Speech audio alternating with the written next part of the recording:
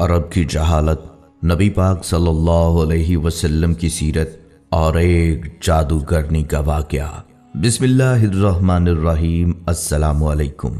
کیا آپ جانتے ہیں کہ اسلام سے پہلے رومی، ایرانی، سومیری اور ہندی تہذیبیں کیا تھیں؟ کیا آپ نبی پاک صلی اللہ علیہ وسلم اور جادوگرنی کے واقعے کے بارے میں جانتے ہیں؟ کیا آپ جانتے ہیں کہ آپ صلی اللہ علیہ وسلم کی وفات کو شہادت کیوں کہا گیا؟ یہ سب کچھ آپ کو آج کی ویڈیو میں بتایا جائے گا۔ امید ہے یہ ویڈیو آپ کو پسند آئے گی، لہٰذا آپ سے گزارش ہے اس پاک اور خوبصورت ویڈیو کو آخر تک ضرور دیکھیے گا۔ ناظرین، یہ عرب کی سرزمین کی کہانی ہے جس کی نہ کوئی تہذیب تھی نہ تمدن تھا، بلکہ یہ خطہ پوری دنیا سے الگ تھلگ ہو چکا تھا۔ دعوت الہی انبیاء علیہ السلام کا اولین فریضہ ہے اور اللہ تعالیٰ انبیاء علیہ السلام کو دنیا میں توحید خالص کے قیام کے لیے مبعوث کرتا ہے۔ دنیا میں جس قدر بھی انبیاء کرام آئے ہیں، سب نے اپنی قوم اور لوگوں کو ان کے خالق کی طرف بلایا ہے کہ تمہارا معبود حقیقی خدا تعالیٰ ہے، صرف اسی کی عبادت کرو اور اس کی تمام تر صفات کے ساتھ اس پر ایمان لاؤ۔ آپ صلی اللہ علیہ وسلم کا دنیا میں آنا اور خاص طور پر عرب کی سرزمین پر آنا جیسے روشنیوں کی نوید تھی۔ جو انقلاب عظیم آپ صلی اللہ علیہ وسلم نے دنیا میں برپا کیا، وہ اس سے قبل نہ کبھی کسی آنکھ نے دیکھا اور نہ کبھی کسی کان نے سنا۔ کہانی شروع ہوتی ہے جب سرزمین عرب میں ہر طرف ظلم و ستم، جبر و تشدد اور وحشت و بربریت نے ڈیرے ڈال رکھے تھے۔ کفر اور ظلم و جہالت کی تاریکی نے عالم انسانیت کو چاروں طرف سے گھیر رکھا تھا۔ عرب کی حالت دنیا کے دوسرے خطوں سے زیادہ دگرگوں تھی۔ جہالت اور نفس پرستی کی وجہ سے ان کی اخلاقی حالت انتہائی خراب تھی۔ شراب نوشی، عورتوں کا عریاں رقص، لڑکیوں کو زندہ دفن کر دینا، لاتعداد بیویاں رکھنا اور والد کے مرنے کے بعد دیگر چیزوں کے ساتھ ساتھ اپنی ماؤں کو بھی آپس میں بانٹ لینا اور بیویاں بنا کر رکھنا یا فروخت کر دینا عام تھا۔ بعض قبیلوں کا پیشہ ہی چوری، لوٹ مار اور قتل و غارت گردی تھا۔ جو عورت بیوہ ہو جاتی اسے 1 سال کی عدت گزارنا پڑتی اور اسے نہایت منحوس سمجھا جاتا۔ 1 سال تک اسے غسل اور منہ ہاتھ دھونے کے لیے پانی تک نہ دیا جاتا، نہ پہننے کے لیے لباس فراہم کیا جاتا۔ جیسے کہ حدیث پاک میں ہے، جب کسی عورت کا خاوند مر جاتا تو اس کو ایک کوٹھڑی میں داخل کر دیا جاتا۔ وہ خراب کپڑے پہن لیتی اور خوشبو کو ہاتھ نہ لگاتی، یہاں تک کہ 1 سال گزر جاتا۔ لوگ بچیوں کو زندہ درگور کر دیتے تھے۔ ان تمام برائیوں کے باوجود اہل عرب میں کچھ ایسی خصوصیات بھی تھیں جو آج کے مہذب اور ترقی یافتہ دور میں بھی ہمیں نظر نہیں آتی۔ مثلاً ایفائے عہد، حجاز کا عرب نہ کسی کا محکوم تھا اور نہ ہوس ملک گیری رکھتا تھا۔ شروع سے لے کر اس وقت تک کسی غیر نے ان پر حکومت نہیں کی۔ اہل عرب کی مہمان نوازی اپنے اور بیگانوں کے لیے عام تھی، لیکن ان سب خوبیوں کو ان کی بدکرداری، ظلم و عیاشی نے اپنے ناپاک دامن میں چھپا رکھا تھا، کیونکہ بے شمار برائیوں میں چند خوبیاں دب کر رہ جاتی ہیں۔ مزید یہ کہ ان کے نزدیک اچھائی اور برائی میں کوئی فرق نہ تھا، وہ ہر کام عادتاً کرتے تھے۔ یہی کیفیت ان کی مذہبی دنیا میں بھی تھی۔ مذہبی ذوق کی تسکین کے لیے انہوں نے بت تراش رکھے تھے، مگر پرستش کے باوجود وہ اپنے معبودوں کے تابع نہیں تھے۔ جو من میں آتا کر ڈالتے۔ نسلی تفاخر اپنی آخری حدوں کو چھو رہا تھا۔ وہ ہر غیر عرب کو گونگا کہا کرتے تھے۔ الغرض انسانیت، آمریت اور شہنشاہیت کے ظلم کا شکار تھی۔ شرف انسانی کی ہر قدر پامال ہو چکی تھی۔ عرب ہی نہیں، پوری دنیا ظلم و جبر کا منظر پیش کر رہی تھی۔ انسانی حقوق کا ہر تصور حکمرانوں کی انا کی گرد میں گم ہو چکا تھا۔ قبل از بعثت محمدی صلی اللہ علیہ وسلم روم اور ایران اپنے وقت کی عالمی طاقت کی حیثیت رکھتے تھے۔ اپنے وقت کی یہ سپر پاورز تہذیب نسل انسانی کے ارتقاء کی بجائے چھوٹے اور کمزور ممالک پر غلامی کی سیاہ رات مسلط کر کے ایک غیر فطری احساس برتری کے لا علاج مرض میں مبتلا تھیں۔ طبقاتی کشمکش تمام قباحتوں کے ساتھ ابن آدم کا مقدر بنی ہوئی تھی۔ समाजी बुराइयों का चुंगल ज़हन इंसानी तक मोहित हो चुका था। 4वीं सदी ईस्वी में नसरानी हज़रत ईसा अलैहिस्सलाम की तालीमात से बहुत दूर हो चुके थे। यूनानी खराफात से लेकर रोमी बुत परस्ती तक हर बुराई को ईसाई दुनिया ने अपने गले से लगा रखा था। ईसाई मजहब चंद बेजान अकायद और बेकैफ मरासम तक महदूद होकर रह गया था। रोम की मशरकी रियासत में इज्तमाई बदनज़मी अपनी इंतहा को पहुंच चुकी थी। मजबूर और बेबस अवाम के सब्र का पैमाना लबरेज हो चुका था और बड़े पैमाने पर फसादात शुरू हो चुके थे। नाज़रीन, इस्लाम एक मुकम्मल दीन और तरीक़ा ज़िंदगी है। इसका पेश करदा निज़ाम फ़िक्र व अमल हर दौर के इंसान की इनफरादी और इज्तमाई ज़िंदगी के हर पहलू के लिए काबिल अमल है। इस्लाम का पैरोकार इस बात का पाबंद है कि अपनी ख्वाहिशात को अल्लाह के दीन के ताबे कर दे और किसी भी ख्वाहिश की तकमील और तस्कीन के लिए सिर्फ वही रास्ता और तरीक़ेकार अपनाए जिसका तयन दीन में किया गया है। अल्लाह ताला का इरशाद है, ऐ लोगो जो ईमान लाए हो, दायरा इस्लाम में पूरे के पूरे दाखिल हो जाओ। और रसूलुल्लाह सल्लल्लाहु अलैहि वसल्लम ने फरमाया, तुम में से कोई भी उस वक्त तक मोमिन नहीं हो सकता जब तक उसकी ख्वाहिश मेरी लाई हुई तालीमात के ताबे ना हो जाएं। आप सल्लल्लाहु अलैहि वसल्लम की ज़िंदगी में हर शोबे से वाबस्ता अफराद के लिए रहनुमाई है। आप सल्लल्लाहु अलैहि वसल्लम दाई थे और मुरब्बी भी, काजी भी थे और जाहिद भी, सियासतदान भी थे और हुक्मरान भी, सिपाही थे और रहनुमा भी, बाप भी थे और शोहर भी थे। लिहाजा अगर आप दाई हैं तो सीरत नबी सल्लल्लाहु अलैहि वसल्लम के मुतालिया से दावत के कई उसलूब मिलेंगे। मालूम होगा कि कलमा तौहीद की सरबुलंदी की खातिर तकलीफ और आजमाइश के मौके पर एक दाई का सही किरदार क्या होना चाहिए। अगर आप ख़ानदान, कबीले या फ़ौज की क़यादत कर रहे हैं या ज़माम हुकूमत संभाले हुए हैं तो मुतालिया सीरत से एक मजबूत निज़ाम और मुस्तहकम असलूब मिलेगा।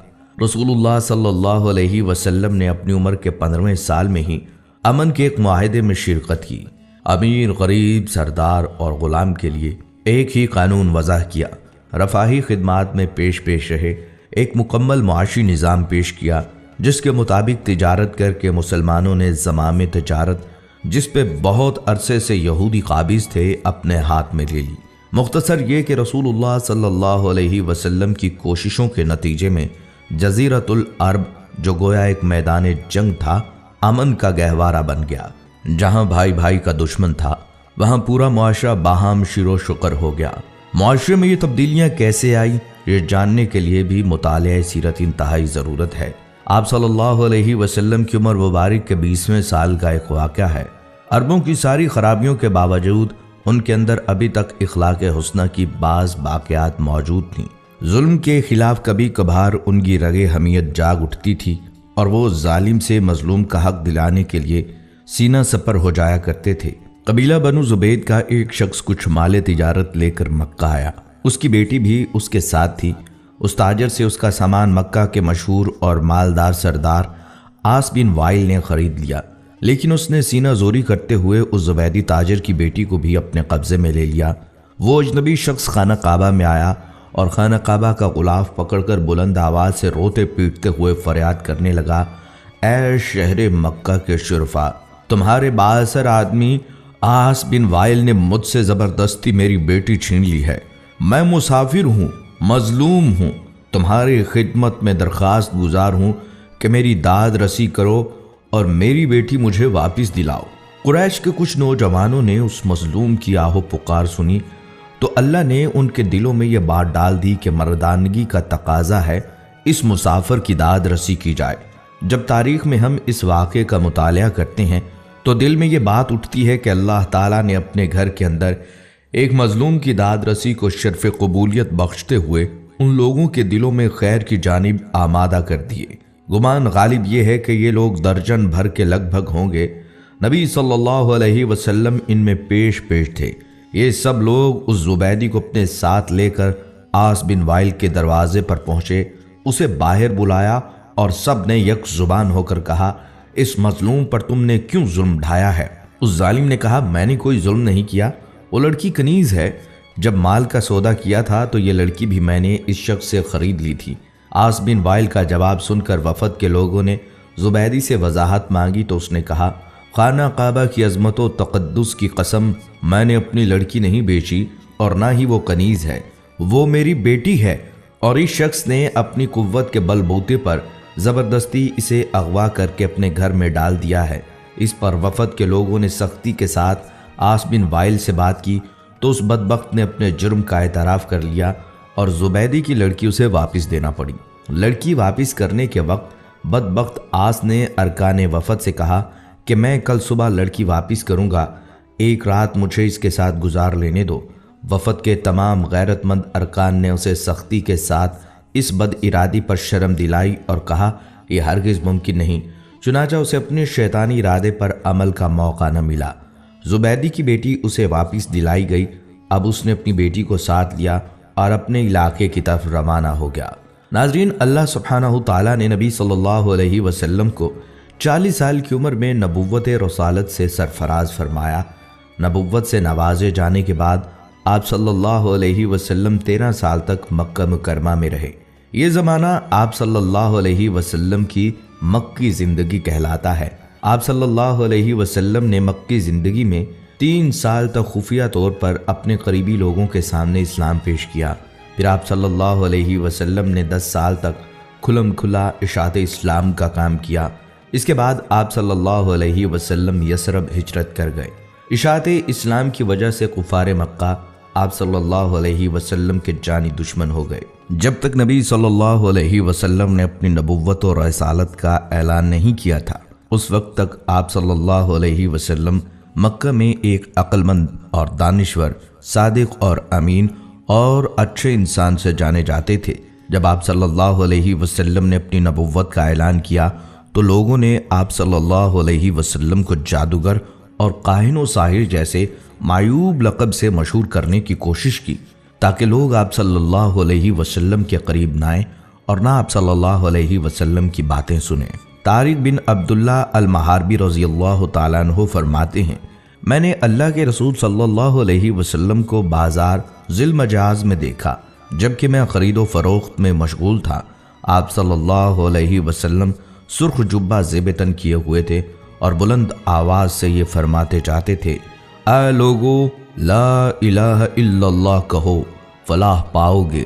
ایک شخص آپ صلی اللہ علیہ وسلم کے پیچھے پیچھے پتھر مارتا جاتا تھا جس سے آپ صلی اللہ علیہ وسلم کی پنڈلی اور ایڑھی خون آلود ہو گئے۔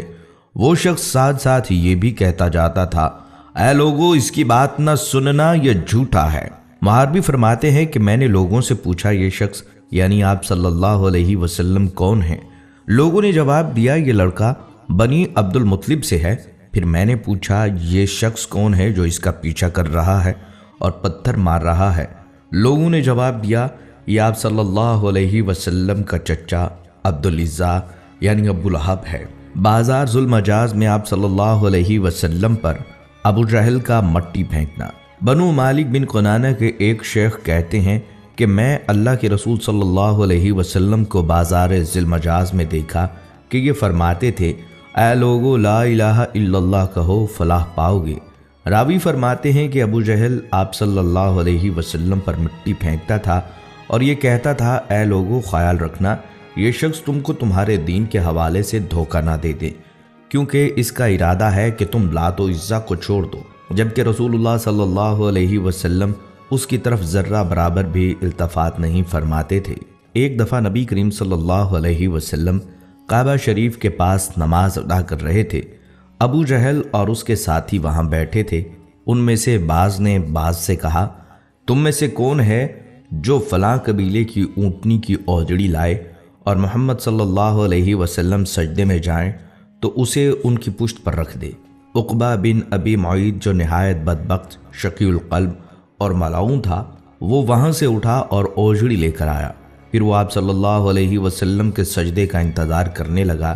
جب آپ صلی اللہ علیہ وسلم نے سجدہ کے لیے اپنے چہرہ مبارک کو زمین بوس کیا تو اس نالائق نے اس اوجڑی کو آپ صلی اللہ علیہ وسلم کی پیٹھ پر کندھوں کے درمیان رکھ دیا۔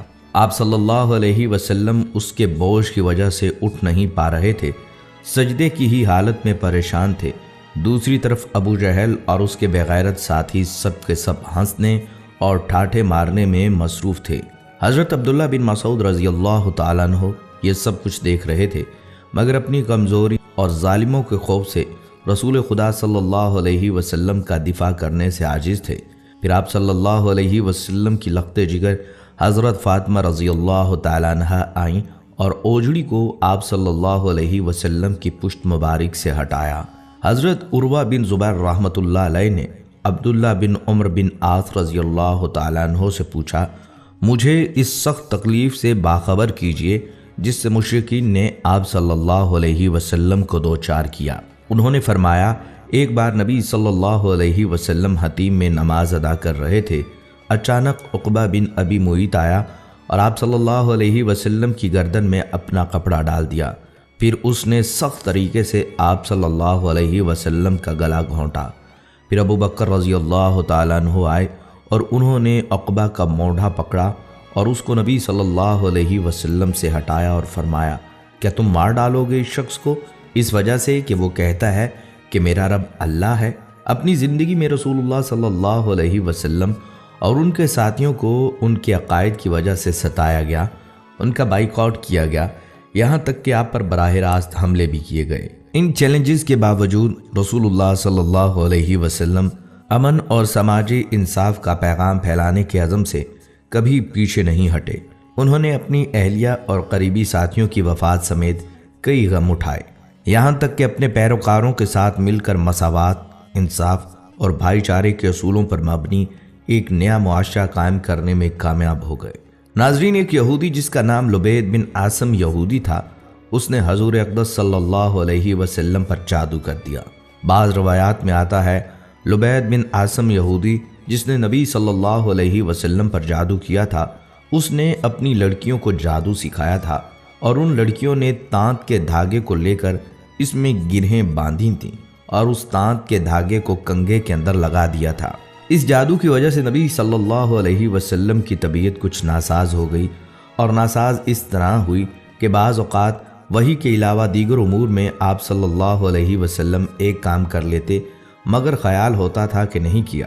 ایک دن آپ صلی اللہ علیہ وسلم نے حضرت عائشہ صدیقہ رضی اللہ تعالیٰ عنہما سے فرمایا کہ مجھے جو تکلیف چل رہی ہے اس کے بارے میں اللہ تبارک و تعالیٰ نے مجھے خواب میں اس کا اصل سبب بتا دیا ہے۔ میں نے خواب دیکھا ہے کہ دو فرشتے آئے اور آ کر میرے پاس بیٹھ گئے اور انہوں نے آپس میں گفتگو شروع کی کہ ان صاحب کو کیا ہوا، ان کو کیا تکلیف ہے۔ دوسرے فرشتے نے جواب دیا کہ ان پر کسی نے جادو کر دیا ہے۔ پہلے فرشتے نے پوچھا کس نے جادو کیا ہے؟ دوسرے نے جواب دیا لبید بن عاصم کے نام سے ایک یہودی ہے، اس نے جادو کیا ہے۔ پھر پہلے نے سوال کیا کہ کس چیز میں جادو کیا ہے اور کہاں کیا ہے؟ دوسرے فرشتے نے جواب دیا کنگھے کے ذریعے جادو کیا ہے اور کنگھے کے اندر جو بال آ جاتے ہیں کنگھا کرتے وقت ان بالوں کو بھی استعمال کیا ہے۔ پوچھا کہ کہاں ہے؟ جواب دیا وہ ایک کنواں ہے، وہاں پر اس نے جادو کے کلمات پڑھ پڑھ کر وہاں دفن کیے ہیں۔ یہ ساری تفصیل نبی صلی اللہ علیہ وسلم کو فرشتوں کے ذریعے بتا دی گئی۔ حضرت عائشہ رضی اللہ تعالیٰ عنہا سے آپ صلی اللہ علیہ وسلم نے فرمایا کہ اللہ تعالیٰ نے میری اس تکلیف کے بارے میں مجھے ساری تفصیلات بتا دی ہیں۔ چنانچہ نبی صلی اللہ علیہ وسلم خود اس کنویں کے پاس تشریف لے گئے اور وہاں جا کر دیکھا اس کا پانی بالکل پیلا پڑا ہوا تھا۔ وہاں سے وہ کنگھا بھی برآمد ہو گیا، کنگھے کے اندر جو بال تھے وہ بھی برآمد ہو گئے۔ مدینہ منورہ میں ایک یہودی عورت تھی، اس کا نام لبیطۃ الحمرا تھا۔ وہ ایک بہت ہی خبیث اور بدذات عورت تھی اور وہ حضور صلی اللہ علیہ وسلم سے بہت زیادہ جلتی تھی۔ وہ چاہتی تھی کہ نعوذ باللہ آپ صلی اللہ علیہ وسلم اس دنیا سے رخصت ہو جائیں۔ ایک دن اس عورت نے ایک جادوگر کے پاس جا کر کہا وہ حضور صلی اللہ علیہ وسلم پر ایسا جادو کریں کہ بیمار ہو جائیں۔ جادوگر نے اس خبیث عورت کو ایک تعویذ دیا اور اسے حکم دیا کہ وہ اس تعویذ کو حضور صلی اللہ علیہ وسلم کے گھر میں کسی جگہ چھپا دے۔ جادوگر کی بات پر عمل کرتے ہوئے اس عورت نے وہ تعویذ آپ صلی اللہ علیہ وسلم کے گھر میں کسی جگہ چھپا دیا۔ تعویذ کے اثر سے آپ صلی اللہ علیہ وسلم کی طبیعت ناساز ہو گئی۔ صحابہ کرام اس بات سے بہت پریشان تھے۔ انہوں نے آپ صلی اللہ علیہ وسلم کی صحت کے لیے دعائیں کی، لیکن حضور صلی اللہ علیہ وسلم کی طبیعت بہتر نہیں ہو رہی تھی۔ ایک دن حضور صلی اللہ علیہ وسلم کے صحابی حضرت زید بن حارثہ رضی اللہ تعالیٰ عنہ کو ایک خواب آیا۔ خواب میں اللہ تعالیٰ نے انہیں بتایا کہ آپ صلی اللہ علیہ وسلم پر جادو کیا گیا ہے۔ حضرت زید بن حارثہ رضی اللہ تعالیٰ عنہ نے آپ صلی اللہ علیہ وسلم کو خواب کے بارے میں بتایا۔ آپ صلی اللہ علیہ وسلم نے حضرت زید بن حارثہ رضی اللہ تعالیٰ عنہ کو حکم دیا کہ وہ تعویذ تلاش کریں۔ حضرت زید بن حارثہ رضی اللہ تعالیٰ عنہ نے حضور صلی اللہ علیہ وسلم کے گھر کو تلاش کیا اور آخرکار انہوں نے تعویذ کو ایک کنویں میں پایا۔ تعویذ پھینکنے کے بعد آپ صلی اللہ علیہ وسلم کی صحت بہتر ہو گئی۔ جادوگرنی کو معلوم ہوا کہ آپ صلی اللہ علیہ وسلم کی صحت ٹھیک ہو گئی۔ اس نے آپ صلی اللہ علیہ وسلم سے معافی مانگی۔ آپ صلی اللہ علیہ وسلم نے اس سے معاف کر دیا، لیکن اسے سخت سزا دی گئی۔ اسے مدینہ منورہ سے نکال دیا گیا اور اسے یہودیوں کے علاقے میں بھیج دیا گیا۔ فتح خیبر کے بعد حضور صلی اللہ علیہ وسلم کچھ دنوں تک زرعی زمینوں اور باغوں کے انتظامات اور غنائم کی تقسیم کے کاموں میں مصروف رہے۔ ظاہر ہے ان کاموں کے لیے قیام وہیں ضروری تھا۔ اسی دوران ایک عورت نے جس کا نام زینب بنت الحارث تھا، جو سلام بن مشکم کی بیوی تھی، آپ صلی اللہ علیہ وسلم کو زہر دے کر نقصان پہنچانے کی سازش کی۔ اس نے پروگرام بنایا کہ آپ صلی اللہ علیہ وسلم کو بکری کا بھنا ہوا گوشت پیش کیا جائے اور اس میں زہر ملا دیا جائے۔ پہلے اس نے صحابہ کرام سے معلوم کیا کہ آپ صلی اللہ علیہ وسلم کو بکری کا کون سا حصہ مرغوب ہے۔ لوگوں نے بتلایا کہ آپ صلی اللہ علیہ وسلم بکری کی ران شوق سے نوش فرماتے ہیں۔ اس منحوس عورت نے بکری ذبح کی اور اس کا گوشت زہر آلود کر دیا، خاص طور پر بکری کی ران پر زیادہ زہر لگا دیا اور آپ صلی اللہ علیہ وسلم کے خیمے میں لے کر آئی۔ پیارے آقا صلی اللہ علیہ وسلم مغرب کی نماز ادا کر کے خیمے میں تشریف لائے۔ دیکھا تو ایک عورت خیمے کے باہر آپ کا انتظار کر رہی تھی۔ آپ صلی اللہ علیہ وسلم نے اس سے آنے کا سبب پوچھا۔ عورت نے کہا، اے ابو القاسم، میں آپ کے لیے بکری کا بھنا ہوا گوشت ہدیہ کے طور پر لائی ہوں۔ اسے معلوم تھا کہ آپ صلی اللہ علیہ وسلم ہدیہ قبول فرما لیتے ہیں، صدقہ قبول نہیں فرماتے۔ آپ صلی اللہ علیہ وسلم نے صحابہ کرام رضی اللہ تعالیٰ عنہم سے فرمایا، اس سے کھانا لے لو۔ اس کے بعد آپ صلی اللہ علیہ وسلم نے صحابہ کرام سے جو اس وقت وہاں موجود تھے کھانے کے لیے فرمایا۔ آپ صلی اللہ علیہ وسلم نے بکری کا بازو لے لیا اور اسے منہ میں رکھا۔ حضرت بشر بن برا بن معور نے بھی گوشت کا ایک ٹکڑا منہ میں رکھ لیا۔ ابھی آپ صلی اللہ علیہ وسلم نے بازو سے منہ لگایا ہی تھا کہ اس نے خبر دے دی کہ مجھے زہر آلود کیا گیا ہے۔ آپ صلی اللہ علیہ وسلم نے فوراً تھوک دیا، اگرچہ اس کا تھوڑا بہت اثر زبان پر رہ گیا۔